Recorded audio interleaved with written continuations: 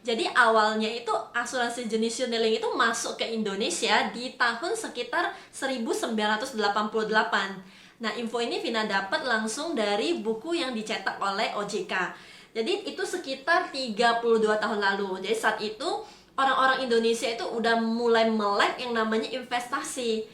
Nah, jadi dipakailah momen itu, diciptakanlah produk yang namanya unit link.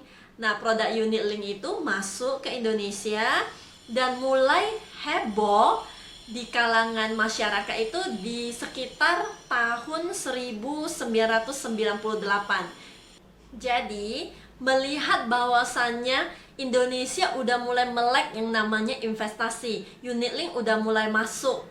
Nah, ada perusahaan asing yang melirik pasar di Indonesia, yaitu salah satu yang kita semua kenal itu adalah perusahaan Prudential. Jadi perusahaan Prudential itu masuk ke Indonesia di tahun 1995 dan dia kerjasama dengan yang namanya Bank Bali, sehingga mereka launching produk unit link pertama mereka itu di tahun 1998 dan juga tahun 2000. Lalu kalau saya salah, tapi dari informasi yang saya baca, Prudential itu adalah perusahaan asuransi swasta pertama yang meluncurkan produk unit link. Makanya nggak heran mereka sempat boom, dan orang-orang bisa sampai banyak yang tahu tentang asuransi unit link, sampai ke pelosok-pelosok semua tahu yang namanya Prudential. Nah, setelah Prudential launching itu dan terlihat berhasil, banyak sekali perusahaan asuransi swasta lainnya yang baik dalam negeri maupun luar negeri juga mulai melaunching produk unit link mereka. Kalau dari pandangan Vina sendiri, kenapa dulunya itu asuransi jenis unit link itu sangat boom sekali di kalangan masyarakat Indonesia? Karena orang Indonesia sudah mulai pengen yang namanya investasi, tapi pengetahuan mereka masih sangat terbatas sekali soal investasi. Boro-boro mau investasi saham sendiri ya, karena informasi-informasi soal investasi itu masih sangat awam sekali di kalangan masyarakat Indonesia di tahun 1988. Nah, makanya mereka melihat bahwasanya ada loh produk asuransi yang kita sekalian diproteksi, kita juga dapat yang namanya investasi. Nah, sebenarnya banyak juga misunderstanding dari nasabah atau penjelasan yang kurang tepat di dulunya yang membuat saat ini juga banyak sekali nasabah yang bisa dibilang trauma terhadap yang namanya unit link. Hayo, apakah kamu dan keluarga kamu juga salah satunya? Jadi banyak sekali Vina temuin orang-orang yang dulunya dijanjikan nabung sekian, nabung 10 tahun, ntar tahun ke-10 bisa ngambil uangnya, ada imbal hasilnya sekian.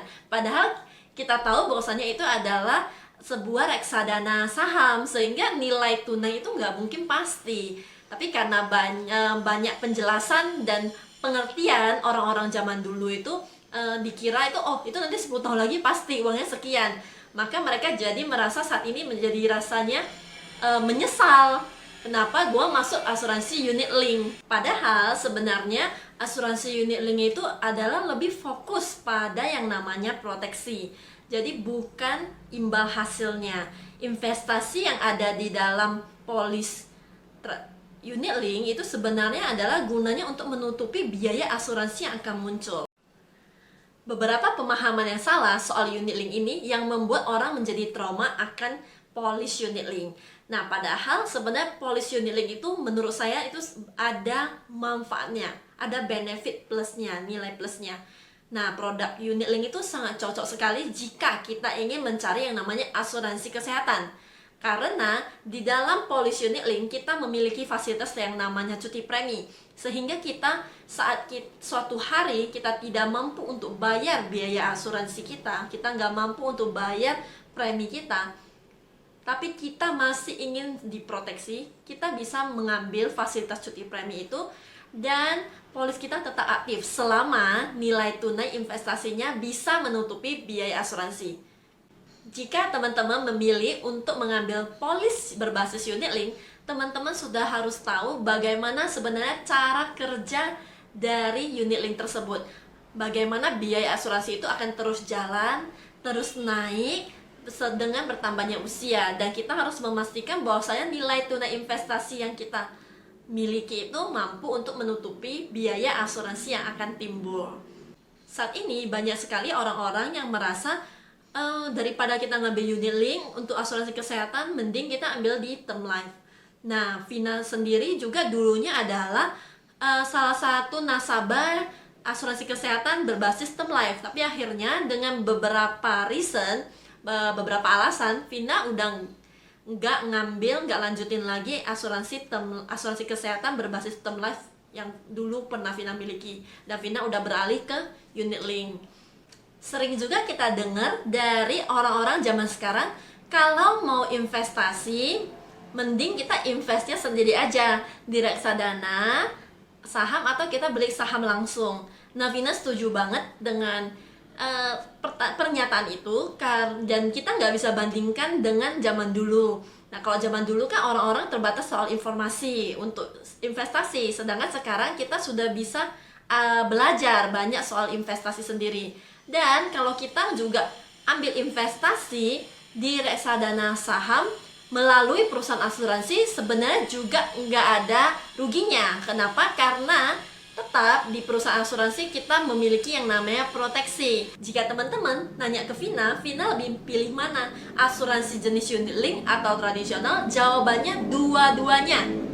Kenapa? Karena kedua jenis asuransi ini punya benefit yang berbeda, punya manfaat yang berbeda, dan semuanya punya nilai plusnya sendiri.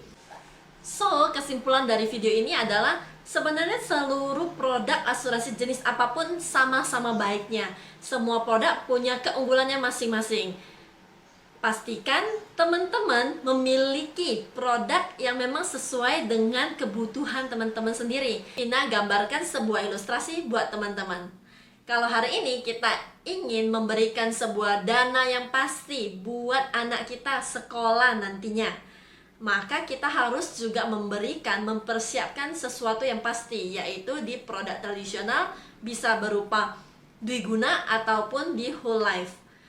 Jangan ngambilnya di unit link yang nilai tunainya nggak pasti. Nah, kalau hari ini kita mau memberikan warisan, menyiapkan sebuah warisan buat keluarga kita, dan usia kita masih sangat muda, saya sarankan untuk ngambil di produk tradisional, yaitu di produk whole life. Kenapa? Jika kita panjang umur, kita tidak harus membayar biaya asuransi seumur hidup. Kalau kita di unit link, kita terus harus bayar biaya asuransinya sampai kita meninggal. Dan yang ketiga, kalau kita mau ngambil yang namanya asuransi kesehatan, saya sangat rekomendasi untuk mengambil di unit link. Kenapa? Karena kita nggak pernah tahu apa yang akan terjadi ke depannya. Kita nggak pernah tahu saat tiba-tiba ekonomi kita sulit dan kita nggak mampu untuk melanjutkan bayar premi. Maka nilai tunai investasi kita bisa digunakan untuk menutupi biaya asuransi yang terus jalan setiap bulannya. Bayangkan kalau kita ambilnya di term life, apa yang terjadi saat kita nggak mampu bayar, maka polis kita otomatis akan mati juga, dan kita nggak terproteksi. Sebagai penutup, seluruh jenis produk asuransi itu punya benefitnya masing-masing.